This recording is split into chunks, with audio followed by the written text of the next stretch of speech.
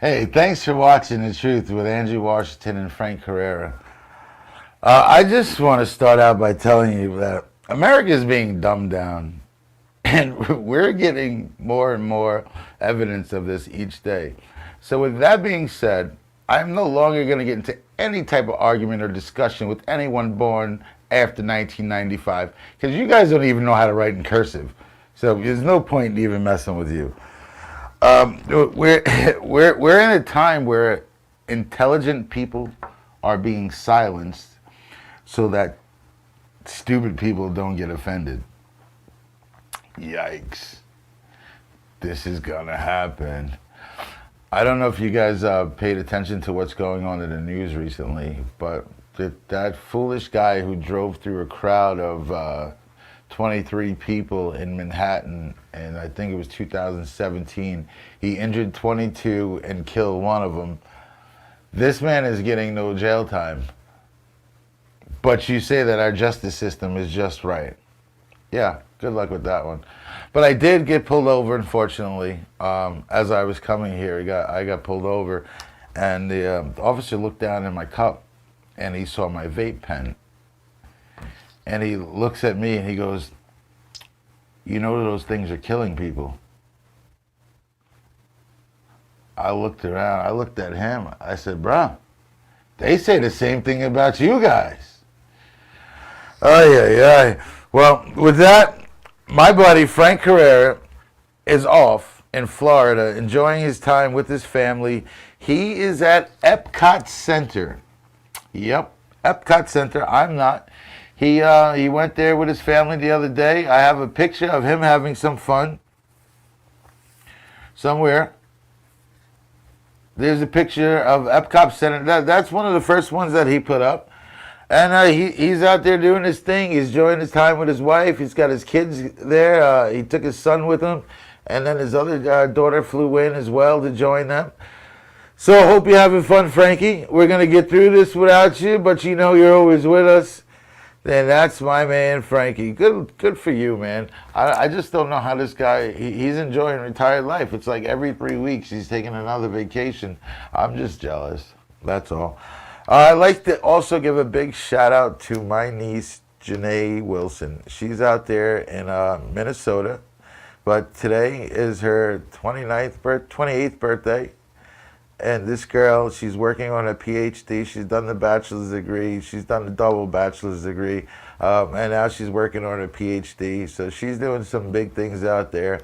I'm very proud of her. It shows that, you know, someone in the family's got the brains. And then we have something that's going on. I don't know if you guys have remembered Glenn McBride Jr. was on our show. He's got a couple of award-winning miniseries that he's doing, their web series. One of them is Supply and Demand. Recently, Glenn has asked Frank and I to be a part of Supply and Demand, and we filmed a couple of things for him. And this is done. The work is done. He has taken 5 episodes, and he's put a trailer together for just 22 minutes. If this thing is winning awards all over, I can't imagine what the final product is going to be. I haven't seen it yet. I'm waiting to see it, but you guys know that once I get it, I will direct you guys where to go to watch it. Glenn puts out amazing work, and I'm thankful that he asked Frank and I to be a part of it, and I cannot wait to get to see this one. And then we have news that I talked about a couple of months ago, the Den of Comedy Tour. Things were quiet. We were just, you know, things being hashed out. But we just had a meeting via Zoom the other day, and this tour is going underway at the end of August. I'm going to get the contract in the next week. I'm going to get the cities entailed in the next week. I have to give them a commitment of 25 cities. That's the minimum. But I know I'm going to enjoy being out there, so I'm going to do a lot more. I will let you guys know what cities they are. I will let you know how to get tickets. I will definitely put all the information up there. And so in preparing for this, I had to go back and make sure that my magic is appropriate for all different size venues, because we're going to be doing venues for up to 100 people. and then we're going to be doing venues of 10 and 15,000 people. So I have to be ready with my tricks. So I have worked on some things that I'm going to be doing more of my close-up and stage magic when they have a camera on me. So when I'm able to do a camera, I'm going to be able to bring you tricks like this one that you're about to see. Watch this. If you take your foot here and you just shake it a little bit like this, you gotta tie your shoe. You can sit there and tie your fucking shoe. So my magic has been making ladies scream all over when I pull donuts out and I do certain things, but that has to be one of the first time I've ever made a man scream in that pitch of a voice before. But that is one of the tricks that I am doing. You might have seen someone like David Blaine do that trick. You might have seen someone like Michael Carbonaro do that trick. But these are the things that I'm doing. I'm doing the tricks that are on level of the A-list magicians and what they're doing. And I bring a different touch to it. I just bring it out to the street. They didn't expect it. Most people don't expect it. I've been getting messages like, yo, the shoelace, how? I don't know. I'm just magical. And then I have another trick that I started doing. This reveal comes with actually a piece of wire. Due to the length of the trick, I'm not going to do it now, show it now, but it is on my Facebook, it is on my TikTok, it is on my social media. But here, take a look at this and see how people react to some of my tricks. What the hell are you even doing? Was your card the 8 of diamonds? You motherfucker! Yo, was your card the 8 of diamonds? Yo, hold the fuck. He ain't shit for that. I gotta go to church. That was dope. I gotta, yo. He's got to go to church. I've made people think they're drunk, making people think they're high, but I don't think I've ever made someone feel like they had to go to church. I'm having a blast with what I'm doing. I'm looking to do more work. I'm looking to do more shows, more parties, more events, more whatever you want. Saturday, July 30th, I'll be out Central Islip, Central Islip Invite, and I put it out there for the different teams that are out there. If you want me at your camp so I can come do some magic for you guys in between runs or whatever, I'll be there. I just enjoy doing magic. And now recently I've gotten to this comedy thing where I was laying down the other day and I just came up with an idea, came up with a joke. I put it out there a little bit. I made a recording actually, voice recording. Then I put it out there. And people's reactions were like, wow, it's funny. So what do? I just jump up, go to an open mic, and yep, I do that joke. People loved it. It's like I don't know where it comes from, but I am on this drive, this entertainment drive, and it's got me. And I can't wait to see supply and demand. You know, see what this acting thing can do. I mean, it's supply and demand. We were ourselves, so there wasn't really much acting involved. But I've been practicing. I'm ready. I got a lot to do, and I got a lot to show you. So with that, we're going to take a commercial break, and I'm going to come back with our featured guest, William Steele.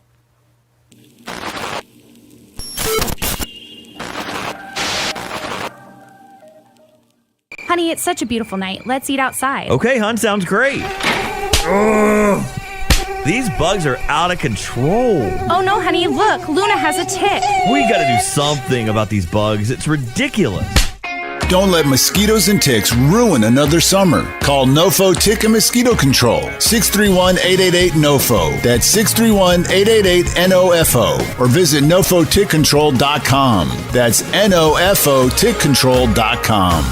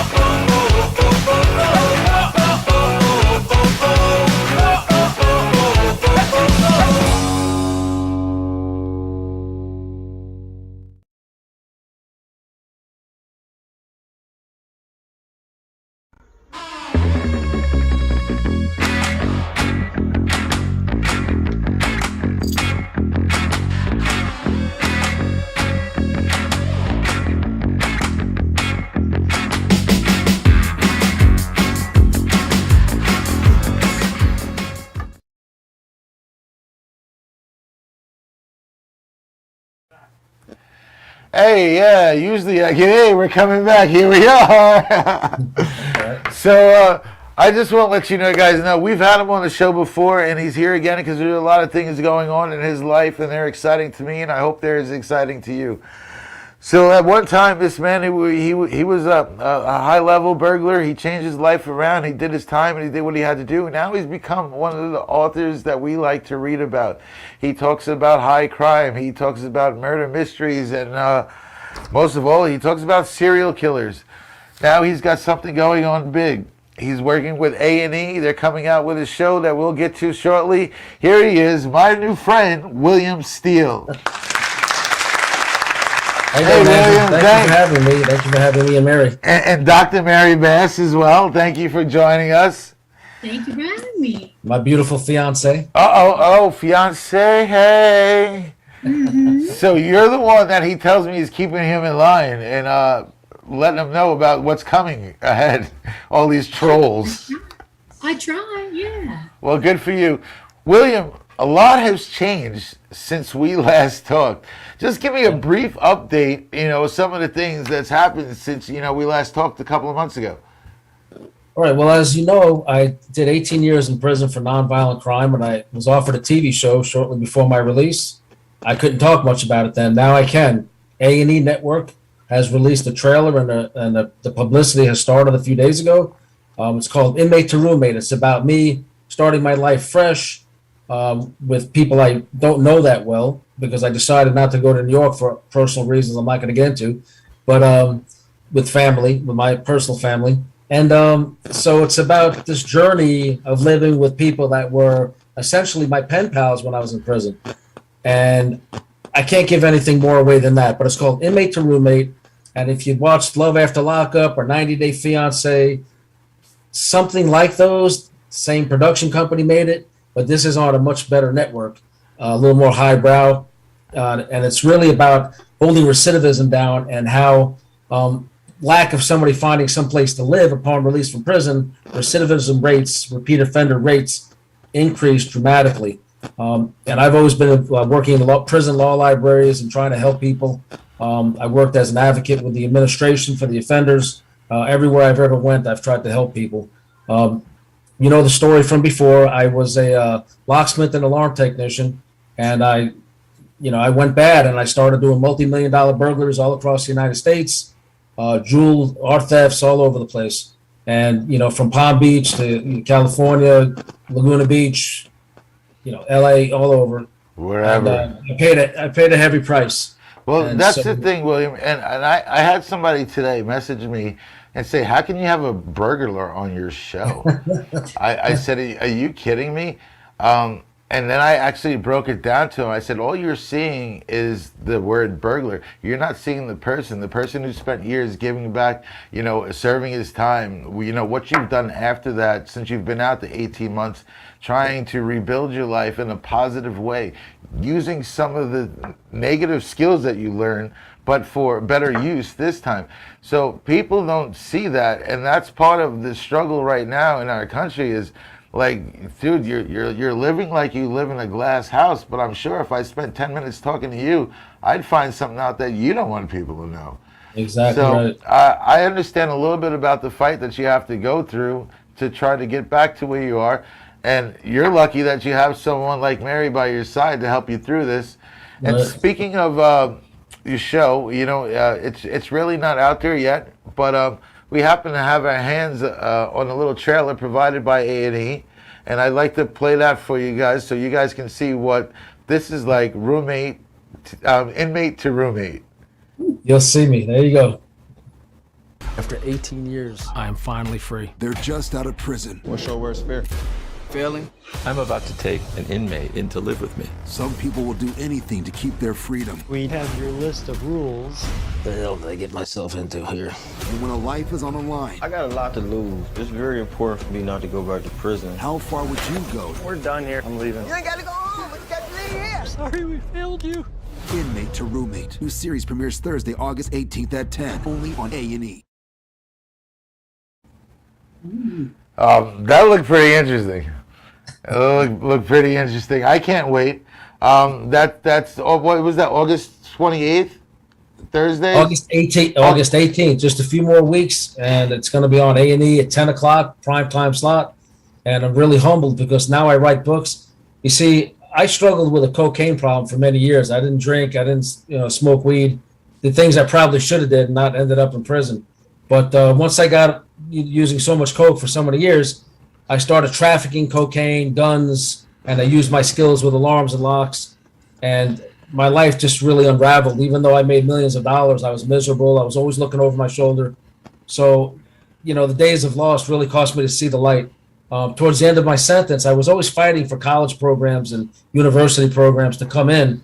And eventually they did. I went through a couple of college and university courses sponsored by the universities and some donors and mentors that I have. And I just decided to become a writer and write my life story. Everybody wanted to hear it from my side. I was on America's Most Wanted. There was a lot of things that went on. And so I was writing my story about my life, and some of the characters I met along the way, they were going to be footnotes or maybe a chapter, half a chapter, because I ran into Epstein in my travels. I had a relationship with Ghislaine Maxwell.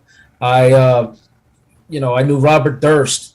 And because I always carried myself with guns and this and that and jewelry, I've had many occasions where people ask me if I could have somebody killed and all that. And if you knew my heart, how I am as a person, I wouldn't hurt a fly. But I always, because I was a loner and doing what I was doing, I would always have guns and a lot of times silencers. So I guess I looked like a hitman or something. I was just really hustling, making money, selling dope and guns and jewelry and artwork. And so I wrote books about these characters. First about Robert Durst, Sex and the Serial Killer, My Bizarre Times with Robert Durst. You see, we just redesigned the cover here. Yeah, it looks great. We have it up on the screen. Yep. That's awesome. That's the first one. I wrote that while I was still incarcerated. Okay. It's on Amazon. And then the second book was about Ghislaine Maxwell, came out a few weeks ago. And it's really an insider's look at some of the stuff I went through at her hands. And I was inspired by the victims to write this. Otherwise, who am I? Some of the victims' rights attorneys call me a victim, but I put myself in a situation with her and an adult assistant of hers. We did certain things, whatever. We had a relationship briefly. And so I wrote this one detailing that. I don't know if that focuses on Yeah, no, we screen. just had that one up on the screen as well. There you go. So and through all that process, my co-author was editor-in-chief of the National Enquirer, and my PR guy, Tom Madden, owns Transmedia. He's the CEO of Transmedia in Boca Raton. He was the vice president of NBC. And he and I became really good friends, and he became a mentor when I was incarcerated. My co-author, Gary Greenberg, as well. Peter Tickton, who's also Donald Trump's attorney right now. They all became mentors of mine and really encouraged me to tell my stories. And I started writing them, and then I let Mary pick up how we met. Well, that's what I was just waiting for you to, so I can get to that. Mary, where did you come in this story? All right. So in October of 2020, I had contacted Tom Madden because I was trying to see if I could retain a public relations firm to represent a client of mine who's now become a friend in California, whose name is Dave Reinhardt, who's wrongfully convicted. And Tom is a very, very nice, gregarious fellow. And he had told me about William. And so then he followed up with an email explaining about William's first book about Robert Durst. So I immediately bought it. When it arrived at the house, my mom, who's a very fast reader, squired it away to her room. And I said, Mom, do we get that shipment yet? No, haven't seen it. Okay. So a few hours later, she comes in my room and she's holding up this book. She says, Mary, you're really going to like this guy. He's perfect for you. Okay, well, let me read this book. I'd heard a bit about Robert Durst. I had seen some fictionalized movie about him. And so I read William's book, Sex and the Serial Killer.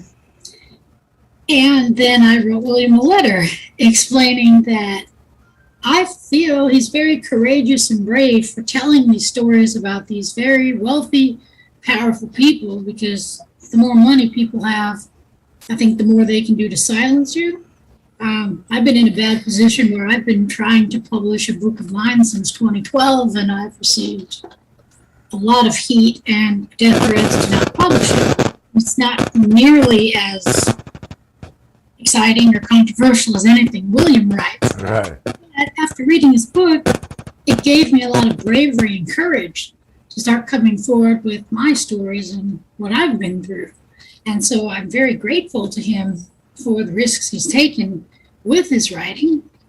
I let him know that, and we hit it off, and that was, I believe, in November of 2020. So that was pretty exciting. So in the time where you were getting to know William, and he was telling you, you know, you knew he was incarcerated, and he was telling you more about his life, are there parts about his story that made you like, yeah?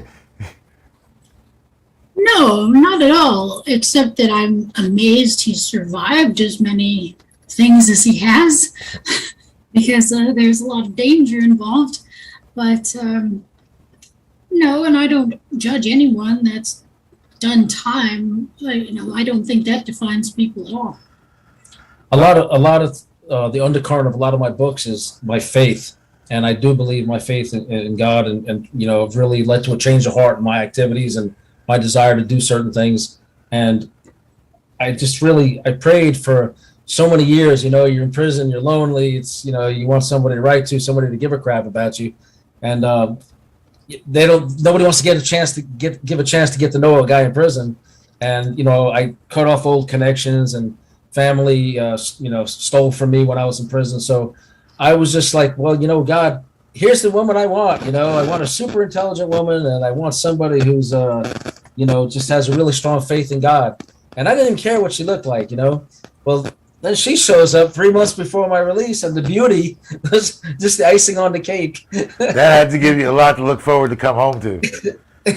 Yeah, I didn't even care. I was like, I don't care what she looks like, please. She's got to be intelligent. She's got to have faith in God, please. And I really feel she's answered prayer. We hit it off at every level. We're both really zealous crime victim advocates right now. There's some guy out here tried us. He calls himself the Godfather of Elkhart. And when we were filming a TV show, and this guy tried to sell us a house he didn't own, and she had leukemia also. She's in remission now, thank God. Thank God, yes. But this guy tried to sell us a fake cure for leukemia. And so he targeted so many people, and we got involved with all the victims and everything, and eventually the FBI arrested this guy a few months ago. But anyway, him and other people want to kill us for telling our stories and writing these books, and in connection to some of the things I've said in the Maxwell book. There's some threats because things about the Clinton come out in the book, the Clinton specific things. And I don't, it's not that I don't care. I have to be cautious. All right, William, on that, hold on with that, William. We're going to take a commercial break right now. When I come back, I want to talk more about what it's like to live knowing that someone could be after you at any moment. We're going to take a commercial break, and we'll be right back after this.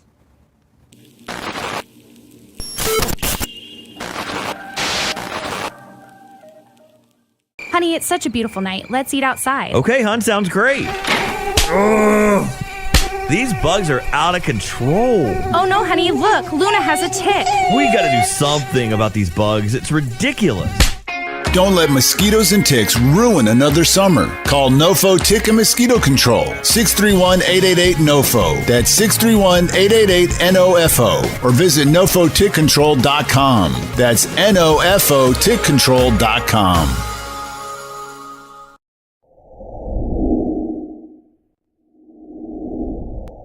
The Suki and Scott Show. This is one of the funnest shows I've ever done. Lady, when you're with me, I'm smiling. It's musical. It's magical. This is a sexy show. Someone's getting some action. Now, these larger-than-life personalities are on an exciting new journey. The Suki and Scott Show is your one-stop destination for humor. You like De Niro and Cape Fear. Counselor! Entertainment. Jesse's girl. Wonderful. Can you paint with all the colors of the wind? And optimism. You guys have such amazing energy. Let's laugh together. I love him. The Suki and Scott Show.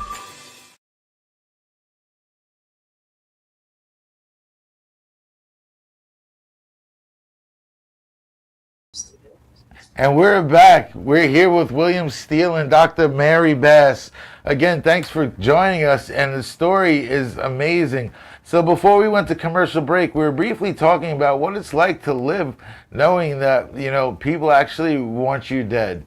Can you give us a little insight for both yourself, William, and Mary, being his fiance, what it's like knowing that when one of you walks out the door, it could be your last time? Well, I'll say this. We both have very strong faith. We take appropriate precautions. We do a lot of what people with other true crime podcasts, like I said, Official William Steele on YouTube, are doing, and we're helping shed light on these very high-profile cases. And I'm doing it from the point of view of somebody who's been there and done some of that. Not all of that, we're looking at, but we're trying to work with people to bring attention to murdered loved ones, cold case homicides. And how do I feel? I mean, we're not guaranteed tomorrow to begin with, and I've screwed up a lot of my life. And if I have to go out knowing that I helped some poor mother know what happened to her, daughter, by just giving a platform where maybe somebody comes forward and sees our show or your show and hears these names, I did something positive, maybe to offset some of the bad I've done. And I know she feels the same. She's very, we're so much in tune with that. That's true. When I first started communicating with William, when he was still on the inside, I was able to send him emails. And I'm from California, unfortunately. I wish I were from New York, but sadly that's not the case. Anyhow. Really? Because I wish I was from California. So it's really not special. No. But we were living in Central California, and my stepfather was murdered in 2016. Worked hard all his life, not involved in any crime, very unassuming, and just used everything to my mother and I. So since 2016, I was trying to put the pieces together of who killed him and why, which is kind of hard to do in the town I was in because there's so much corruption. There's no help at all from law enforcement.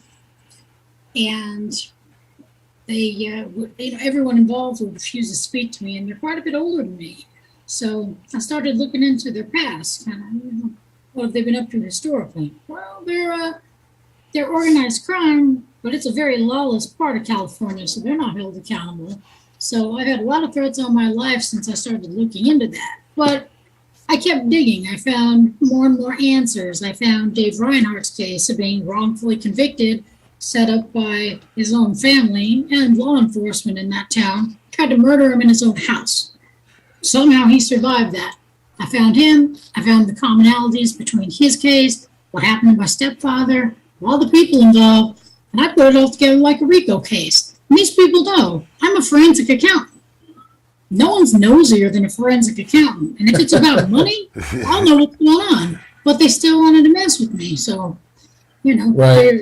They get what they deserve on this one. But still, they put me in a bad position. And my mom, who was about to turn 74, of having to sort of defend ourselves against a constant stream of people trying to break into our house, break in with guns, intimidate us, run me off the road.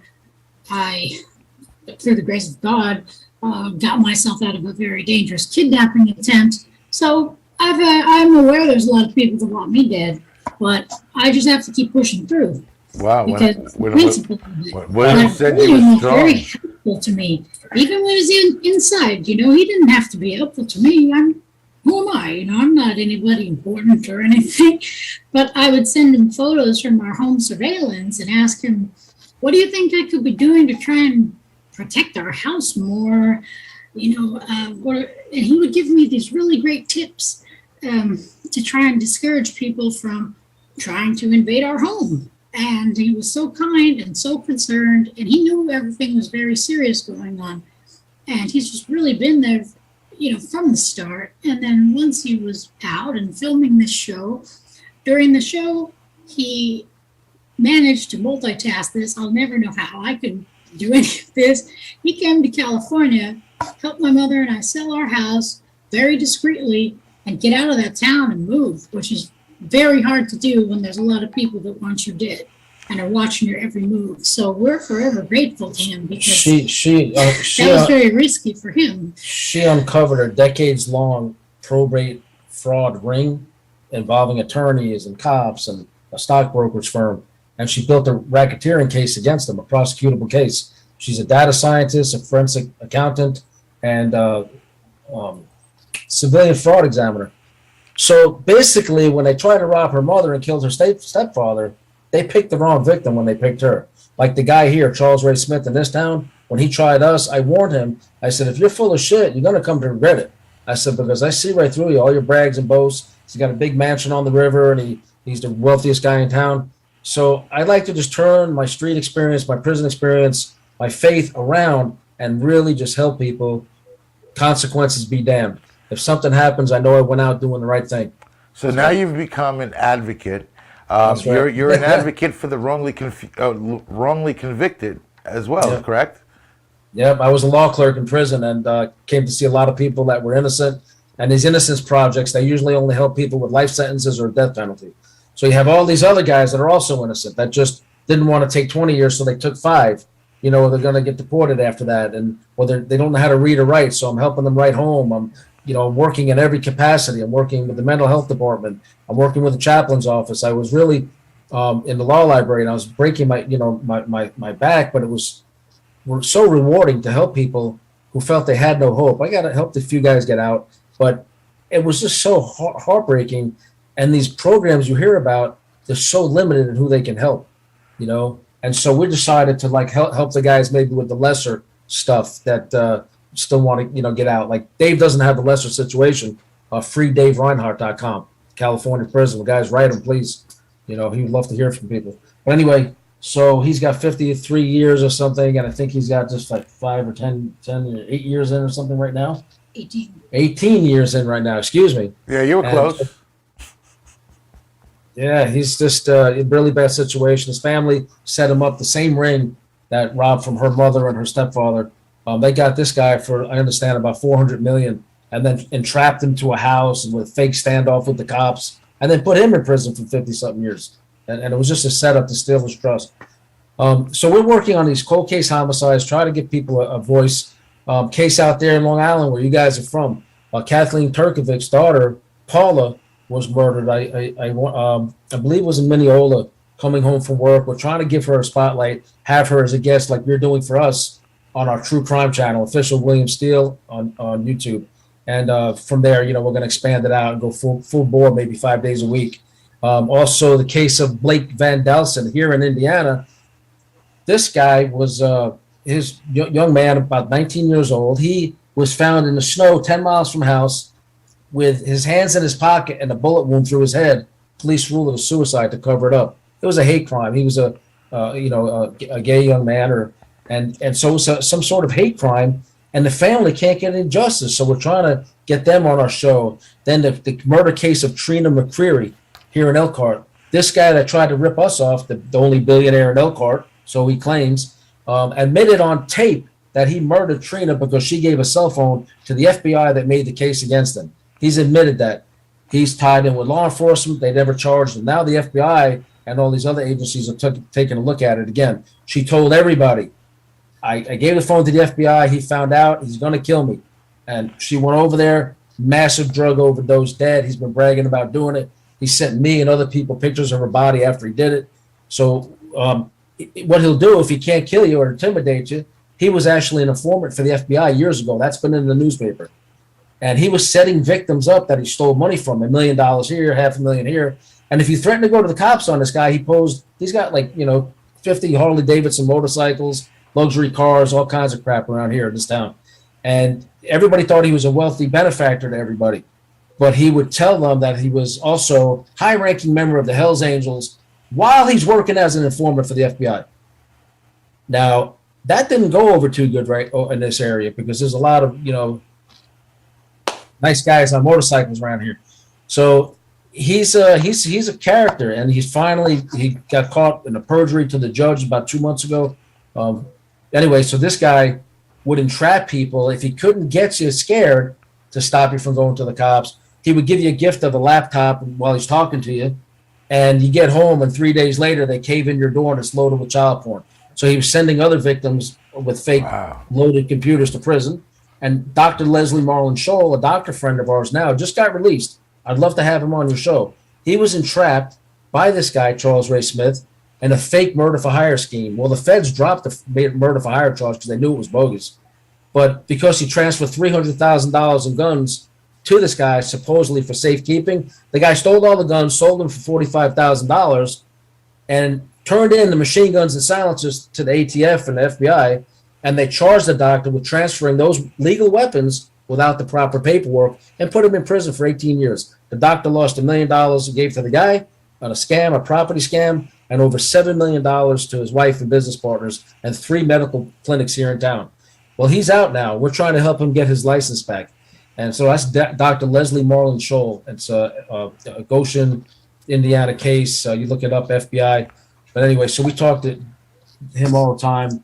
There's just one case after the other, these horrible cases. Well, Trina, was another victim of this guy, Charles Ray Smith, allegedly, I have to say. But I know what I heard on tape. I know what I heard him bragging about, that he killed her for assisting the FBI. So whether it was just boasts or brags of a knucklehead, but everybody knows he did it. She said it was going to happen. It happened. So, are you looking for these cases, or people giving you these cases to look into? This one that came up here, this guy fell into my lap. He was chain smoking. I was getting ready to film an episode of my show, and me and the guy on the show with me went to do some community service at the local park next to there's tennis courts and a hospital here. And this guy was in his Viper, convertible Viper, covered in gold jewelry, diamonds everywhere. Hey, I was a jewel thief. I noticed these things, right? So I see this guy in a nice car, and when he passed me, he looked very stressed out. I said, "Hey, man, nice car." He backed up and said, "So what you say?" Trying to be like this gruff biker type, And I said, "What'd I say?" I said, "You got a nice car. Is there a problem with what I said?" I was out of prison a month now, so I have the mentality like, everybody's got an attitude. Well, maybe I have one sometimes too. So, I try to have compassion for him. He says, "Oh, yeah, my girlfriend was committed suicide, but they're trying to charge me with her murder." And he's trying to get my sympathy. Within 2 minutes, he showed me on his phone how he's a only billionaire in Elkhart. And he's saying, "Look, the Bureau of Land Management deeded me 2 military bases, one in Nevada, one in Tennessee. I'm the wealthiest guy. I'm doing this, that. I'm working secret deals with the CIA." Come on. This is a blue-collar town. It's the RV capital of the world. Really good-hearted people here in Indiana. There's such good people here. He runs such BS on these people and robs them blind because they're too busy working to pay attention. They're believing his dream about, you put up 25 grand for this ammunition, but because of COVID, I'm going to flip it, bring it into the country, and we're going to make $4 million on it. You're going to make $2 million in 45 days' time. Just all kinds of crazy scams. He had cruise ships from another country. The government was secretly giving him money to outfit them to keep all the COVID victims offshore. They wouldn't bring him in. And this is before I got out, but these are stories other victims shared. He was trying to get investors to give him like $10 million to somehow turn them into like floating hospitals, and he was just stealing everybody's money. And then the fake cancer cure, and then selling houses he doesn't own. And it's just one scam after the other. And he's got an ex who's been helping him, and she's probably going to be charged. And it's just one big spiraling thing. So this guy fell in our lap. The other one, since I've been out, I've got one of these now. Yeah, you know how to use it? Well, I'm figuring it out. Social media and these smartphones didn't exist when I went in 18 years ago. So my partner here is I torture her every day with 1,000 questions, and I'm figuring it out. So I have to market my book and my little projects and my channel. And so I get on all this true crime and I see, please help me, missing person, or, justice for. And so I contact those people. I say, look, here's what I'm doing in my life now. I hope you're not put off that I've been incarcerated, but I have the mindset to really help people now, to go back to what I was before my cocaine addiction, which was I wanted to be the James Bond guy, Mission Impossible, helping people for the greater good, doing whatever it takes. And I lost sight of that years ago. My mother was mentally ill. I started off defending her all my life. And my best friend passed away in a car accident in Long Island, by the way. Yeah. So, going to a club by himself. I was supposed to go. I was supposed to drive. He was a bad driver. He drove. When I canceled, he got killed. And so I just self-medicated with coke. Everything's history since then. I got screwed up. Well, if But, you ever have some free time coming to you and you want to take another case, I can put you to work. Poto, Oklahoma. Okay. They said my brother killed himself. But so what I did is I went immediately, after everything was said and done, I went to Poto, Oklahoma. I went to this said crime scene. They said he was trying to break in the back door, and there was no back door. He was lefty, but the bullet hole was in his right side of his head. And it was a family thing. And while I was there, somehow, some way, the bloody clothes that he was wearing that day ended up in the middle of the lawn because he lived next door to the mother-in-law, and they didn't get along. Small town, very small town. So I went around asking friends questions. Within a day, the police asked me, why am I asking questions? I said, because that's my brother, and I'm going to find out. After that, I wasn't welcomed too much by anybody else. So my stay was over, and I left, and I promised myself one day I'll find out. Yeah. What year was this, Andrew? That was about 1995. No, first of all, we're really, really sorry to hear about this. And if you want, send us any information you can. I have the guts to go confront, pretext, do whatever it takes to try to get to the bottom of things and deal with people face on. I read people really well.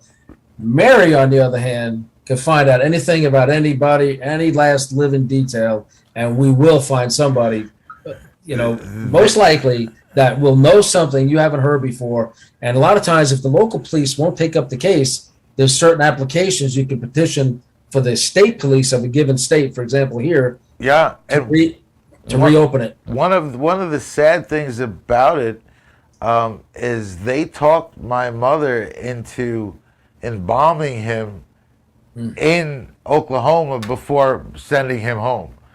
So we didn't get to no autopsy, no nothing. They made sure there wasn't a stitch of anything that anyone can do about this.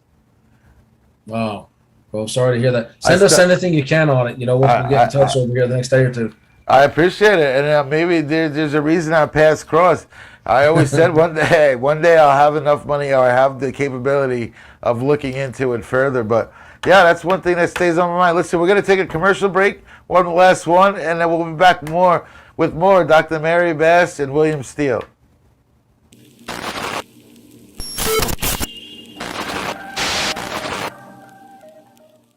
Honey, it's such a beautiful night. Let's eat outside. Okay, hon, sounds great. These bugs are out of control. Oh no, honey, look, Luna has a tick. We gotta do something about these bugs. It's ridiculous. Don't let mosquitoes and ticks ruin another summer. Call Nofo Tick and Mosquito Control. 631-888-NOFO. That's 631-888-NOFO. Or visit NofoTickControl.com. That's NOFOTickControl.com.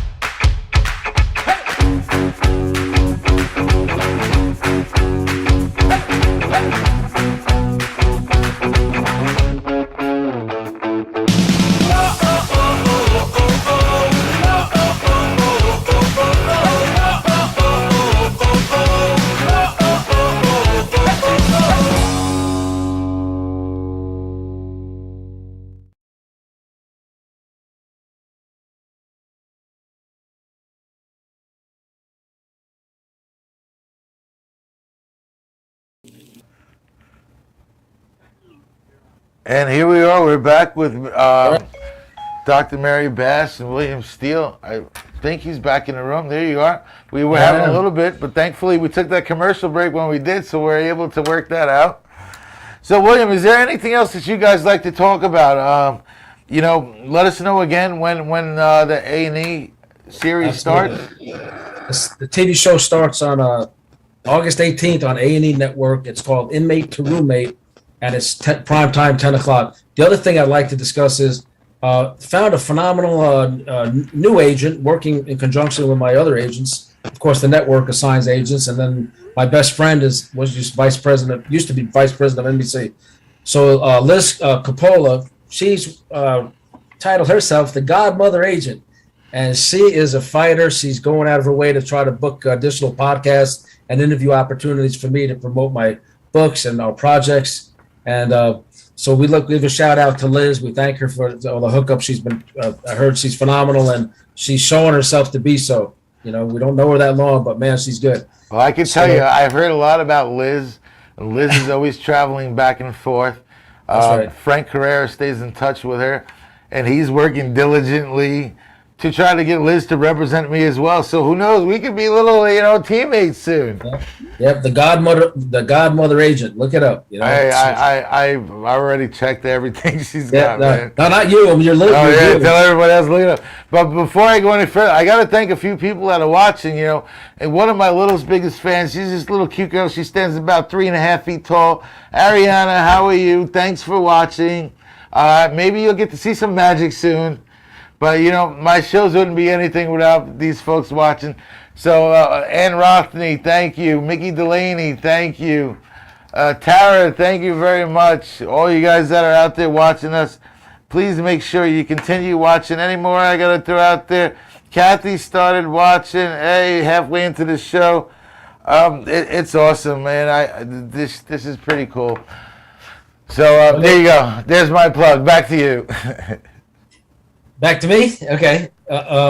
So Jim Batsmasian in Boca Raton, Florida, he's a real estate developer. He's a philanthropist. He actually had some tax issues with payroll, went to prison, for confusion with taxes. Anyway, Trump gave him a pardon. He's out now, and he started a really good idea in South Florida to help, people that are homeless especially. It's called Changing Lives. And so I want to give a shout out to Jim Batsmasian and his wife, Marta. Also, my attorney, Peter Tickton. He's currently not only represents me, he's become a mentor and friend. Peter wrote this book. Okay, what makes Trump tick? Yeah, that's when he's Trump's attorney? He's Trump's personal. They went to military school together. You see the pictures? Yes, oh, Lord, yeah. They went to military school. They remained friends. He's representing him right now on a racketeering case against Hillary Clinton and some other, people that were giving Trump a hard time when he was president. And so Peter is also my attorney with my books and my projects, and he's become a friend. He's a wonderful human being. He's a class act, a gentleman full of wisdom, as is Tom Madden, Gary Greenberg, and of course the beautiful Mary Best. Oh, shucks. Look at you. Well, Mary, it's been nice that you could join us on this filming here today. So what do you have going on? You're a mysterious woman yourself. I don't know if I'm that mysterious. First of all, how do you become a forensic accountant? A lot of school, a lot of math. You have to have a lot of nosiness about you, which I do. So I enjoyed a lot. I used to work in Silicon Valley Tech for quite a while, and the skills came into play there. So it's a lot more exciting than it sounds. It takes me all over the world, getting nosy about all kinds of things. Because wherever there's crime, there's usually going to be a money component. All right. So, and what was the other one that you said? There was a human what detector? There was something at the beginning that another title that you gave her. Do you remember what that was, William? A civilian fraud examiner. Yes, a civilian fraud examiner. So she's a member in good standing of the Association of Certified Fraud Examiners. She is a brainiac who got into UC Berkeley at 15 years old. So she's light years above me in intellect. So Berkeley at 15. Very smart. Too smart. Wow. Don't let this fool you when it comes to her. She puts him to sleep, and then she's been to Sweden, I think, right? And what country did he get kidnapped? she went over there uncovering some crimes. That was in Denmark. Sweden, shout out. They tried to kidnap you in Denmark? Yeah. There was some trouble in Denmark. They thought they could kidnap me and shake me down. Is that the kidnapping that you escaped? No, that was in California. That's a different one. Holy Christ. She made the racketeering case, so they hired some gangsters to try to drag her in a van, and she's really good with her hands and with weapons, and she basically kicked these guys' asses and got away from them on camera before they drug her in the van. That was a tough one. Wow. This Denmark, it wasn't about guns. But see, then I made my return to Denmark just to prove a point. So what I did was I hired some ex-Danish military people, but I didn't know quite how I felt about them. So I backed it with some friends of mine from Libya who happened to be in the area, who were more like club bouncer type, amateur boxers, because you never know how things are going to work out. So, I got my my justice with that ordeal. You guys have to have the most interesting dinner talk ever that I can think of at this moment. We're always comparing notes and thinking about who's trying to screw somebody over out there. Who, let's help them. They shouldn't be ripping off, nice old doctors and little old ladies with their retirement, or these people who are been working all their life in an RV plant. And then you warn these people, like, look, here's what I know and my experience from the streets and from being incarcerated, and here's what she is. Don't mess with us. And they do anyway. It's just, I don't know what people just think that. Well, there gets to be a level that people, they get a notch for the high level of person they mess with. So you guys might be worth 3 notches versus the regular mom and dad who are worth 1 notch in their belt. So you got to find a way to make yourself feel good. Like, wow, they feel that high about us that they're coming after us. That you got to feel good about that. Listen, light is a good sanitizer. When I was doing my illegal things, I didn't like a light on it. No. I wouldn't want somebody advertising, hey, how come you have, $1 million in jewelry in a safe in the house, or 10 kilos and a couple of machine guns in the trunk going to New York, If there was internet back then and all that, I'm sure a few people might have put me out there. But when I was making runs to New York, I would tell everybody I was going scuba diving in the Keys. So I dropped my caddy off somewhere, rent a white Lincoln or something, and I would take I-95 to New York instead of going scuba diving. It was a lot more fit in those days. But so you got to give people a little throw off. But yeah, people tend to underestimate. That happens often. Yeah. Well, William, I thank you very much for being on with us again. Appreciate it. Dr. Andrew, Mary Bass, I do appreciate it. We're going to throw that thing up there one more time and plug your show.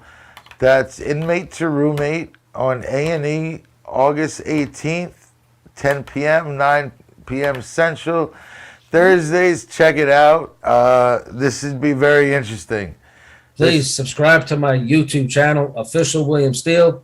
And this is how I'm going to be making my living now, writing my books, telling my stories, helping people. Please support that, and you can purchase the books. We'll be very grateful. Thank you. Well, William, I wish you guys the best of luck. And please, whenever you have something more you want to share, you just drop me a message. You're more than welcome to come back on. By then, you'll have another different, interesting story to tell me. Well, we're engaged now, but so hopefully soon we'll be married next time you see us. Oh, that'd be awesome. Come on as Mr. and Mrs. Steele. That's right. Well, thanks again. That's our show for tonight. I appreciate you guys watching. Please tune in next week. Frank will be back, and we have more to come. I'll be updating you more on the Den of Comedy Tour. I'll be updating you more on this thing called comedy that I'm doing. And it's been a great show. Thanks for watching again. Peace.